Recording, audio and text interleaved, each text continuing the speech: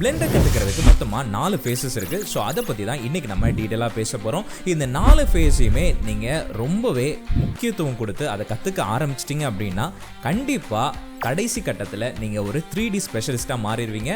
And உங்களால் ஈஸியாக உங்களுடைய கரியரை பில்ட் பண்ணி அடுத்தடுத்த கட்டங்களுக்கு மூவ் ஆக ரொம்பவே ஹெல்ப்ஃபுல்லாக இருக்கும்.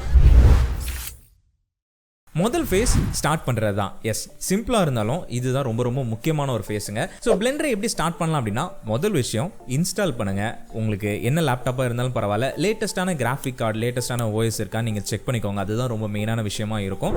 ஸோ முதல்ல இன்ஸ்டாலேஷனோட நீங்கள் ஸ்டார்ட் பண்ணலாம். ஸோ நீங்கள் இன்ஸ்டால் பண்ணி முடிச்ச உடனே பேசிக்கான விஷயங்கள்லேருந்து நீங்கள் ஸ்டார்ட் பண்ணலாம். லைக் நேவிகேஷன் எப்படி பண்ணுறது, சின்ன சின்ன மாடல்ஸ் எப்படி கிரியேட் பண்ணுறது, சின்ன ஒரு பாக்ஸ் பண்ணுறது, ஒரு டேபிள் பண்ணுறதுன்னு ஆரம்பிங்க.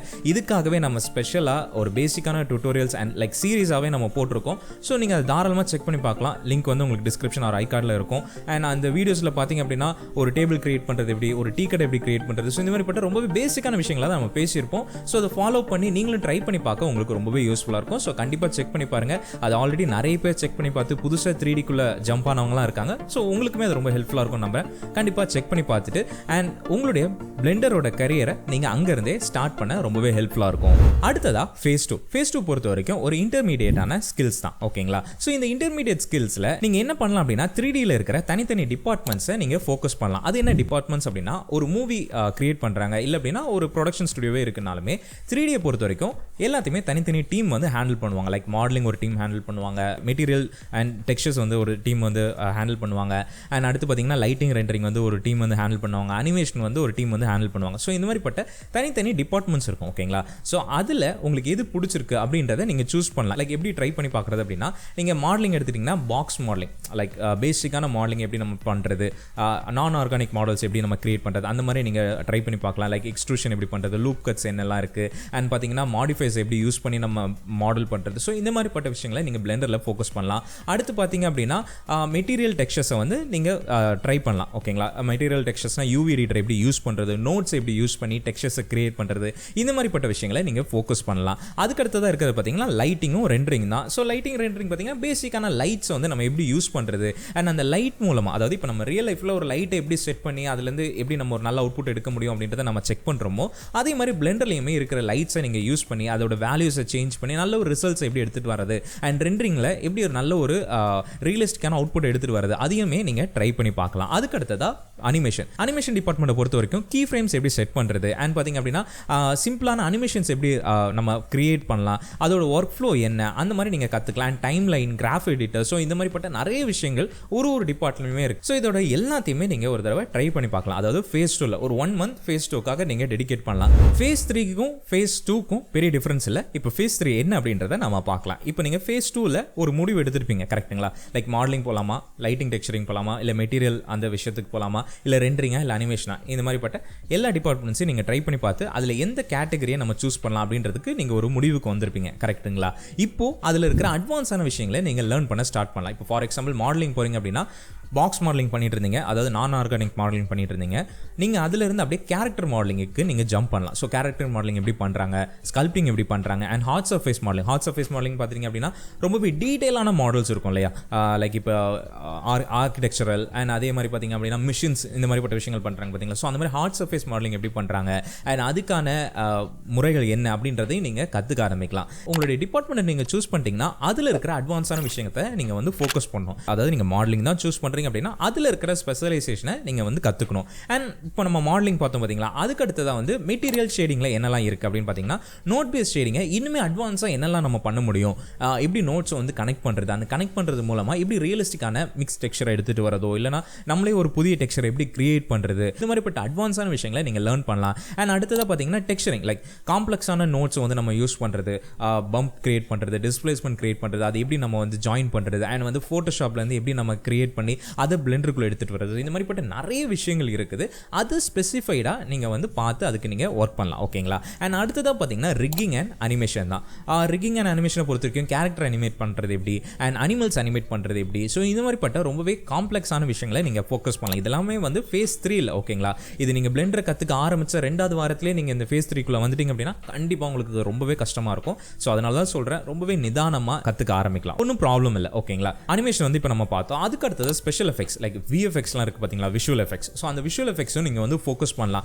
அதில் எப்படி வந்து அதாவது பிளெண்டரில் இருக்கிற ஃபிசிக்ஸ், டைனமிக்ஸோ இந்த மாதிரிப்பட்ட விஷயங்களை கற்றுக்கிட்டு அதுலேருந்து எப்படி ஃபயரை கிரியேட் பண்ணுறது, லைக் பிளாஸ்ட் எப்படி கிரியேட் பண்ணுறது, எப்படி நம்ம லைவான ஃபுட்டேஜில் வந்து ட்ராக் பண்ணி அந்த விஷயங்களை நம்ம வந்து கம்போசிட் பண்ணுறது. ஸோ இந்த மாதிரிப்பட்ட அட்வான்ஸான விஷயங்களையும் நீங்கள் தாராளமாக லேர்ன் பண்ணிக்கலாம். ஸோ ஃபேஸ் 3 பொறுத்த வரைக்கும் ஃபேஸ் 2ல் நீங்கள் சூஸ் பண்ண ஒரு டிபார்ட்மெண்ட்டை இங்கே நீங்கள் ஃபுல்லாக எக்ஸ்ப்ளோர் பண்ணி பார்க்க போகிறீங்க. ஓகேங்களா? ஸோ இப்போ ஃபேஸ் 3 வந்து உங்களுக்கு அண்டர்ஸ்டாண்ட் ஆயிருக்கும்னு நினைக்கிறேன். இப்போ நம்ம ஃபேஸ் 4 என்ன அப்படின்றத பார்க்கலாம். ஃபேஸ் 4 பார்த்தீங்க அப்படின்னா நீங்கள் அதில் ஸ்பெஷலைஸ்ட் ஆகணும். ஸ்பெஷலைஸ் ஆகிறதா என்ன, அந்த டூலை நல்லா கற்றுக்கணுமா, அதில் இருக்கிற ஆப்ஷன்ஸை கற்றுக்கணுமானா நோ. அது மட்டும் வந்து ஒரு 3D ஆர்டிஸ்ட்டை வந்து ஸ்பெஷலைஸ்டான ஒரு ஆளாக மாற்றாது. என்னென்ன விஷயங்கள் ஒரு பர்சனை ஒரு ஸ்பெஷலிஸ்ட்டாக அந்த ஃபீல்டில் மாற்றும், அந்த டிபார்ட்மெண்ட்டில் மாற்றும் அப்படின்னா முக்கியமான ஒரு விஷயம் உங்களுடைய ஒர்க் ஃப்ளோவை நீங்கள் ஸ்ட்ராங் ஆகணும். இப்போ வந்து நீங்கள் மாடலிங்கை வந்து மெயினான ஒரு ஸ்ட்ரீமாக நீங்கள் எடுத்துக்கிட்டீங்க, இல்லை அப்படின்னா அனிமேஷனை நீங்கள் மெயினான ஸ்ட்ரீமாக எடுத்துக்கிட்டீங்கன்னு வச்சுக்கலாம். ஓகேங்களா? இப்போது அதில் என்னென்ன ஃபீல்டு இருக்குது அப்படின்றதையும் நீங்கள் தெரிஞ்சுக்கணும். இப்போ ஆர்கிடெக்சரல் இருக்குது, கேம் டெவலப்மெண்ட் இருக்குது, அண்ட் பார்த்திங்க அப்படின்னா விஎஃப்எக்ஸ் இருக்குது. ஃபார் எக்ஸாம்பிள் நான் சொல்கிறேன், இப்போ மூணுமே ஒரு டைப்பில் ஒர்க் பண்ணுவாங்க. இப்போ ஆர்கிடெக்சர் பார்த்திங்கன்னா அதிகமாக அவங்க டீட்டெயிலிங்கில் யூஸ் பண்ணுவாங்க, லைக் ஒர்க் பண்ணுவாங்க, ஏன்னா ரியலிஸ்டிக்காக இருக்கணுன்றதுக்காக. அதே இது கேம் பார்த்துக்கிட்டிங்க அப்படின்னா மாடலில் அவங்க அவ்வளோ ஃபோக்கஸ் பண்ண மாட்டாங்க. பேசிக்கான ஒரு மாடலை கிரியேட் பண்ணி அவங்க யூவி இந்த நார்மல் மேப் கிரியேட் பண்ணுறது அதில் வந்து ஒரு ரியலிசமை எடுத்துகிட்டு வருவாங்க, ஏன்னா அவங்களுக்கு லோ பாலியில் மாடல்ஸ் வேணும். அண்ட் பார்த்து விஎஃப்எக்ஸ் பார்த்துட்டிங்க அப்படின்னா கம்ப்ளீட்டாகவே டிஃப்ரெண்ட்டாக இருக்கும். ஃபிசிக்ஸ், டைனமிக்ஸ்னு சொல்லி ரொம்பவே அட்வான்ஸான விஷயங்களாக இருக்கும். ஸோ இந்த மாதிரி நீங்கள் கற்றுக்க போகிற விஷயத்தை எந்த டிபார்ட்மெண்ட்டில் நீங்கள் வந்து யூஸ் பண்ண போகிறீங்க, எந்த ஸ்ட்ரீமை நீங்கள் வந்து சூஸ் பண்ண போகிறீங்கன்றதை முடிவு பண்ணி அதுக்கேற்ற மாதிரி இந்த ஃபேஸ் 4ல நீங்கள் ஒர்க் பண்ண ஸ்டார்ட் பண்ணலாம். அதுக்கடுத்ததாக ஃபேஸ் 4ல் இருக்கிற ரெண்டாவது விஷயம் ஆப்டிமைசேஷன் பெர்ஃபார்மன்ஸ். லைக் என்ன ஆப்டிமைஸ் பண்ணணும் அப்படின்னா, நான் இப்போ சொல்லியிருந்தேன் பார்த்தீங்களா, இப்போ ஒரு ப்ராஜெக்ட் நீங்கள் ஒர்க் பண்ணிட்டு இருக்கீங்க, அந்த இடத்துல ஏதாவது ஒரு சின்ன ப்ராப்ளம் வந்துருச்சு, அதை வந்து நீங்கள் ரெக்டிஃபை பண்ணணும். கரெக்டுங்களா? அதை எப்படி நீங்கள் ரெக்டிஃபை பண்ணுவீங்க அப்படின்னா, இப்போ நீங்கள் உங்களுக்கு மாடலிங்கோட பேசிக்ஸ் தெரில அப்படின்னா நீங்கள் ரெண்டர் பண்ணும்போது ஏதோ ஒரு பிரச்சனை வந்ததுன்னா திருப்பி நீங்கள் மாடலிங் டிபார்ட்மெண்ட்டு போகணும், இல்லை அப்படின்னா திருப்பி நீங்கள் முதல்ல இருந்து எல்லாத்தையும் ஆரம்பிக்கிற மாதிரி இருக்கும். பட் உங்களுக்கு அந்த நாலேஜ் இருந்துச்சு அப்படின்னா நீங்களே அதை வந்து ரெக்டிஃபை பண்ணி நீங்கள் வந்து ஒர்க் பண்ணலாம். ஸோ அந்த மாதிரிப்பட்ட விஷயங்கள் இருக்குது. அண்ட் ரெண்டர் பண்ணும்போதும் அப்படி தான். நிறைய நேரங்களில் நமக்கு வந்து இப்போ மூவிலாம் ரெண்டர் பண்ணுறாங்கன்னு வைங்களேன், ஒரு ஃப்ரேம் வந்துட்டு லைக் ஒரு 2 நாள் 3 நாளாக ரெண்டர் ஆகிற மூவிஸும் இருக்குது. அந்தளவுக்கு ரொம்பவே ரியலிஸ்டிக்கான ரெண்டர்ஸை வந்து எடுக்கிறவங்களும் இருக்காங்க. அண்ட் அதே நேரத்தில் எப்படி வந்து நம்ம கம்மியான டைமில் ரெண்டர் எடுக்கிறது, ஸோ அந்த மாதிரிப்பட்ட டைமும் இருக்குது. ஸோ 2 இடங்களுக்குமே நீங்கள் தகுந்த மாதிரி வேலை பார்க்கணும். அண்ட் அடுத்ததாக பார்த்தீங்கன்னா ப்ராஜெக்டை நீங்கள் வந்து ப்ராஜெக்ட் பேஸாக நீங்கள் லேர்ன் பண்ணுறது தான். இப்போ ஃபார் எக்ஸாம்பிள் நீங்கள் இன்னொருத்தர் பண்ண ப்ராஜெக்டை நீங்கள் அப்படியே திருப்பி ரீக்ரியேட் பண்ணியிருந்தீங்க அப்படின்னா அது வந்து உங்களுக்கு அதிகமான ஒரு லேர்னிங் எக்ஸ்பீரியன்ஸை கொடுக்கும். லேர்னிங் வந்து உங்களுக்கு ஓகே அதுலேருந்து நீங்கள் கொஞ்சம் கற்றுப்பீங்க. பட் நீங்களாக ஓனாக ஒரு ப்ராஜெக்டை வந்து ஸ்க்ராட்ச்லேருந்து நீங்கள் ஸ்டார்ட் பண்ணி ஒரு அவுட்புட்டை நீங்கள் எடுத்துகிட்டு வரும்போது அதில் இன்னுமே உங்களுக்கு அதிகமான சாட்டிஸ்ஃபேக்ஷன் இருக்கும், இன்னுமே அதிகமான விஷயங்களை நீங்கள் லேர்ன் பண்ணிப்பீங்க.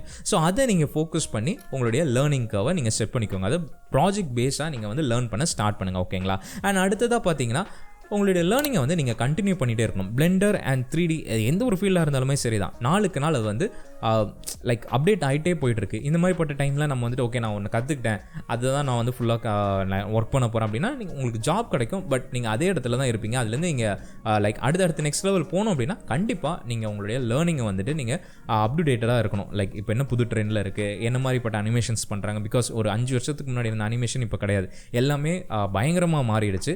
அதனால் உங்களுடைய லேர்னிங் லெவலையும் நீங்கள் வந்து அப்பப்போ அப்கிரேட் பண்ணிகிட்டே இருக்கணும். ஓகே நம்ம கரண்ட் ட்ரெண்டுக்கு ஏற்ற மாதிரி இருக்குமா அப்படின்றதையும் நீங்கள் செக் பண்ணிக்கணும். ஸோ இந்த 4 ஃபேஸையுமே நீங்கள் ஃபாலோ பண்ணி நீங்கள் உங்களுடைய ஒர்க் ஃப்ளோவை நீங்கள் எடுத்துகிட்டு வரும்போது கண்டிப்பாக எண்ட் ஆஃப் த டே நீங்கள் ஒரு செமையான ஒரு 3D ஸ்பெஷலிஸ்ட்டாக மாறிடுவீங்க. ஓகேங்களா? நான் சொன்ன மாதிரி நீங்கள் தனித்தனி டிபார்ட்மெண்ட் அதாவது ஸ்ட்ரீமுக்கு ஏற்ற மாதிரி உங்களுடைய ஜேர்னியை நீங்கள் சூஸ் பண்ணலாம். இல்லைனா ஒரு 3D ஜென்ரலிஸ்ட்டாகவும் நீங்கள் உங்களுடைய ஜேர்னியை நீங்கள் வந்து சூஸ் பண்ணலாம். அது வந்து உங்கள் கையில் தான் இருக்குது. And all the very best. முக்கியமாக ஒரு விஷயம், சின்ன ப்ராஜெக்ட்ஸ் மட்டும் ஒர்க் பண்ணி பார்த்துட்டு ஓகே எனக்கு பிளெண்டர் தெரியும், எனக்கு 3D தெரியும்னு உட்காந்துடாதீங்க. காம்ப்ளெக்ஸான ப்ராஜெக்ட்ஸை ட்ரை பண்ணி பாருங்கள். தோத்தாலும் பரவாயில்ல, ஜஸ்ட் ட்ரை பண்ணி பாருங்கள். உண்மையிலே உங்களுக்கு நல்ல ஒரு எக்ஸ்பீரியன்ஸ் கிடைக்கும். அண்ட் இந்த வீடியோ உங்களுக்கு ரொம்பவே ஹெல்ப்ஃபுல்லாக இருந்திருக்கும்னு நினைக்கிறேன். அண்ட் அதே மாதிரி நம்ம ஃபேமிலியில் ஜாயின் பண்ணுறதுக்கு அந்த கீழே இருக்கிற சப்ஸ்கிரைப் பட்டனை கிளிக் பண்ணி நம்ம ஃபேமிலியில் ஜாயின் பண்ணிக்கோங்க. முக்கியமாக இன்னும் ஒரே ஒரு விஷயம், உங்களுக்கு நல்ல தம்ப்நெயில்ஸ் அண்ட் இனிமேல் வந்து சின்ன டெம்ப்ளேட்ஸ் உங்களுக்கு வேணும் அப்படின்னா நம்மளுடைய வெப்சைட்டில் உங்களுக்கு அவைலபிளாக இருக்குது. நீங்கள் செக் பண்ணி பார்த்து உங்களுக்கு தேவைப்பட்டுச்சு அப்படின்னா நீங்கள் தாராளமாக அதை பர்ச்சேஸ் பண்ணிக்கலாம். ஸோ கமெண்ட் பாக்ஸில் உங்களுடைய கருத்துக்களை பதிவு பண்ண மறந்துடாதீங்க. அடுத்த பதிவில் பேசுவோம். அதுவரை உங்கள் ஏபி.